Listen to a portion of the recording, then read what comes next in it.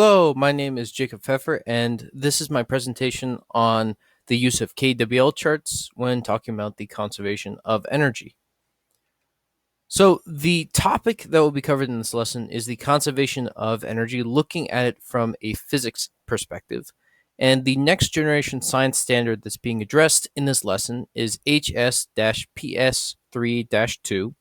Develop and use models to illustrate that energy at the macroscopic scale can be accounted for as a combination of energy associated with the motions of particles or objects and the energy associated with the relative positions of particles or objects. And the grade level for this lesson is 11th to 12th graders.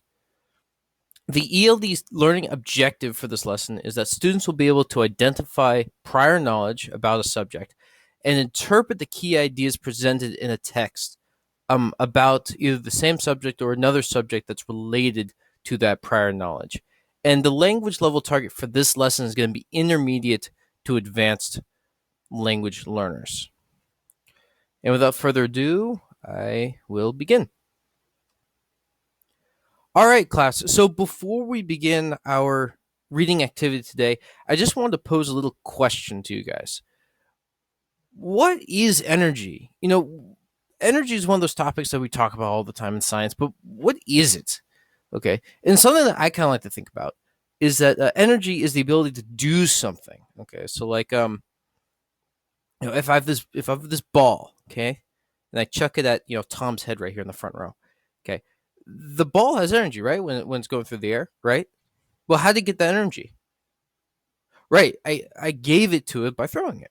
Right. And so that ability to do something is called work. Okay. So how I was able to give the ball energy is by doing work on it. Okay. And so what has energy therefore and what doesn't have energy? Like if I'm just holding this ball, does it have energy? Well, kind of, right? What if I let go of the ball? What's going to happen?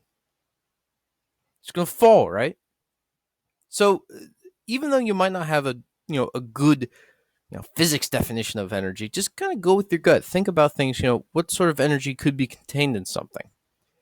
So while we go through this reading, I want to use something called a KWL chart, a know, want to know, and learned chart. So what you will do is that you will fill out this chart before and after you guys read this little article about energy. So the leftmost box is the know box. So that's like, what do you already know about energy? What are your thoughts about it? Okay. The middle box is what do you want to know?